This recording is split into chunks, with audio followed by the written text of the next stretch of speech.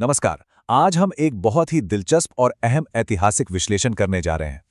हम बात करेंगे उस विशाल आर्थिक बदलाव की जो ब्रिटिश शासन के दौरान भारतीय उपमहाद्वीप में हुआ।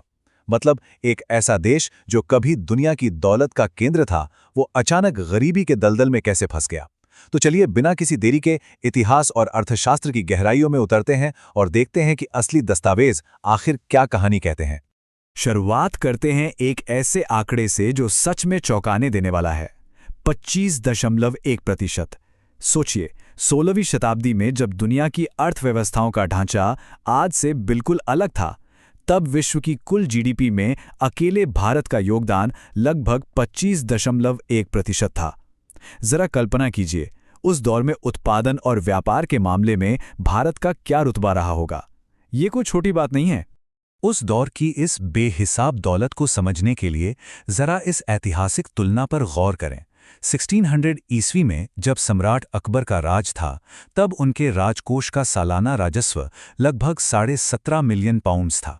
और इसके ठीक 200 साल बाद 1800 ईस्वी में जब ब्रिटिश साम्राज्य का दबदबा बढ़ रहा था, तब पूरे ग्रेट ब्रिटेन का खजाना कुल 16 मिलियन पाउंड्स था। मतलब अकबर का खजाना उस वक्त के ब्रिटेन से भी बड़ा था। ये तुलना हमें उपनिवेशवाद से पहले के भारत की आर्थिक भव्यता की एक बिल्कुल साफ और शानदार तस्वीर दिखाती है। तो फिर सवाल उठता है कि ये पूरी तस्वीर पलटी कैसे? आखिर सारा पैसा गया कहाँ? इस बुनियादी सवाल का जवाब 1867 में दादा भाई नौरोजी ने दिया। उन्होंने बिल्कुल एक आर्थिक जासूस की तरह काम किया और अपनी मशहूर ड्रेन थ्योरी यानी धन निकासी का सिद्धांत दुनिया के सामने रखा। ठोस ऐतिहासिक डेटा का इस्तेमाल करते हुए उन्होंने साबित किया कि कैसे ब्रिटिश नीतियों ने बहुत ही व्यवस्थित तरीके से, मतलब एक सिस्टम के तहत, भारत से पैसा निकाला और उसे बिना यहां निवेश किए सीधे ब्रिटेन भेज दिया। और दिलचस्प बात यह है कि नौरोजी का ये काम सिर्फ उस दौर की किताबों तक सिमटकर नहीं रह गया। आज भी दुनिया भर के अर्थशास्त्री और इतिहासकार साम्राज्यवाद के काम करने के तरीके को समझने के लिए उनके इस अध्ययन को एक बहुत ही मजबूत आधार मानते हैं। ड्रेन थ्योरी का असली असर क्या था और इसके अलग अलग पहलू क्या थे, इस पर आज भी एकेडमिक दुनिया में काफी गंभीरता से रिसर्च और चर्चा होती है।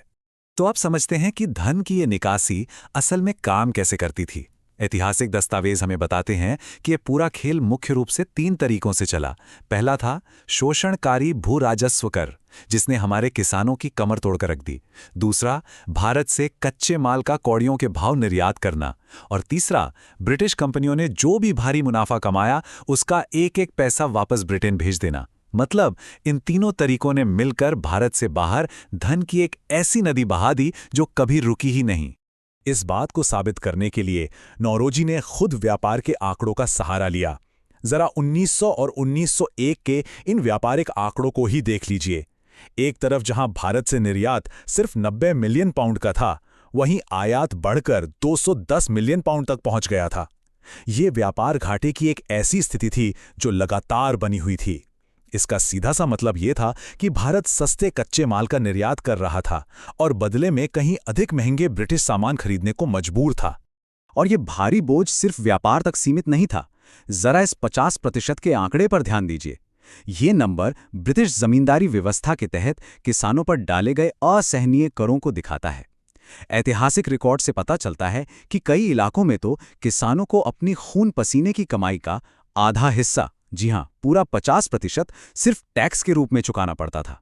सोचिए, एक किसान के पास अपने परिवार के लिए क्या ही बचता होगा। लेकिन इस कर व्यवस्था का सबसे क्रूर पहलू कुछ और ही था। दरअसल इन करों को जमीन के किराए के साथ बहुत ही कठोरता से बांध दिया गया था।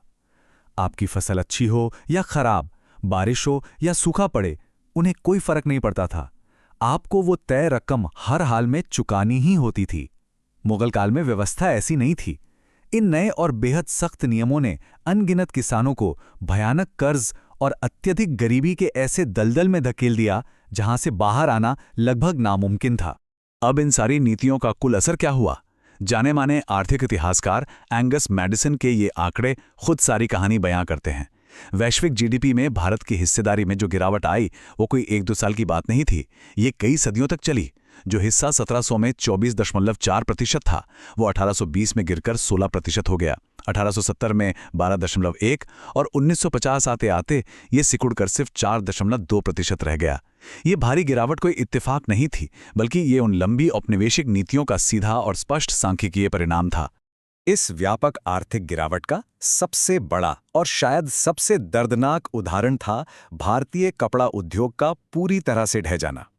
एक समय था जब पूरी दुनिया में भारत के कपड़े का डंका बजता था। इसे हमारा सबसे बेशकीमती और प्रमुख उद्योग माना जाता था। लेकिन ब्रिटिश राज के दौरान इसका जिस तरह से पतन हुआ, वो इस पूरे आर्थिक विश्लेषण का एक बहुत ही अहम हिस्सा है, जिसे समझना हमारे लिए बहुत जरूरी है। 17वीं और 19वीं सदी के बीच का ये अंतर सिर्फ कुछ सालों का फर्क नहीं है, बल्कि एक पूरे औद्योगिक परिदृश्य के पलट जाने की कहानी है। देखिए, 17वीं सदी में भारत पूरी दुनिया में कपड़ों का मुख्य उत्पादक और निर्यातक था, लेकिन 19वीं सदी तक आते आते हालात ऐसे कर दिए गए कि भारत को केवल कच्चे कपास का निर्यातक बना दिया गया और ब्रिटिश कारखानों में बने कपड़ों का आयातक। मतलब जो देश कभी आत्मनिर्भर था और दुनिया को अपना सामान बेचता था, उसे महज एक बंधक बाजार बनाकर रख दिया गया। भारतीय कपड़ा उद्योग को इस कदर खत्म करने के पीछे एक बहुत बड़ा कारण ये चौंकाने वाला आंकड़ा है, 70 से 80%। ब्रिटेन ने अपने खुद के स्थानीय उद्योगों को बचाने के लिए भारतीय कपड़ों के आयात पर इतने भारी भरकम संरक्षणवादी शुल्क यानी टैक्स लगा दिए थे। इसकी वजह से भारतीय कपड़ों का ब्रिटेन में बिकना व्यावहारिक रूप से बिल्कुल असंभव हो गया। और मजे की बात देखिए, उसी समय ब्रिटिश सामान बिना किसी टैक्स के भारत के खुले बाजारों में धड़ल्ले से बेचे जा रहे थे।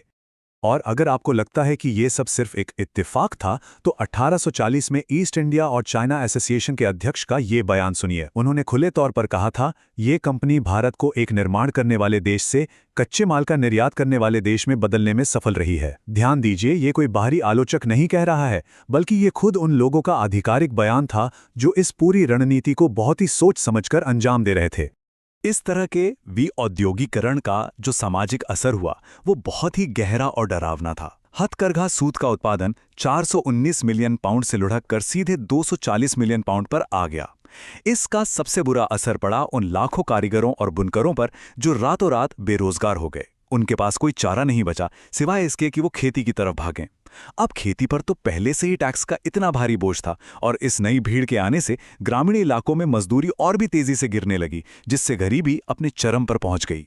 अब यहां एक बात समझना बहुत जरूरी है कि धन की ये निकासी 1947 में आज़ादी मिलने के साथ ही अचानक से जादू की तरह खत्म नहीं हो गई।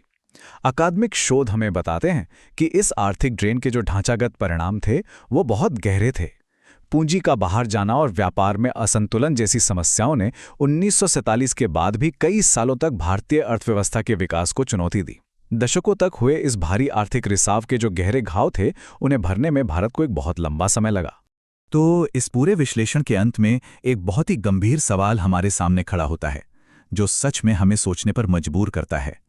क्या आर्थिक साम्राज्यवाद की वो विरासत आज भी बिल्कुल खामोशी से दुनिया भर के विकासशील देशों को खोखला कर रही है? दादाभाई नौरोजी के वो ऐतिहासिक निष्कर्ष सिर्फ अतीत को समझने का एक मजबूत ढांचा नहीं है, बल्कि वो हमें आज की दुनिया में मौजूद वैश्विक आर्थिक असंतुलन को भी एक बिल्कुल नए नजरिए से देखने की प्रेरणा देते हैं। खैर, इस सवाल पर विचार जरूर कीजिएगा।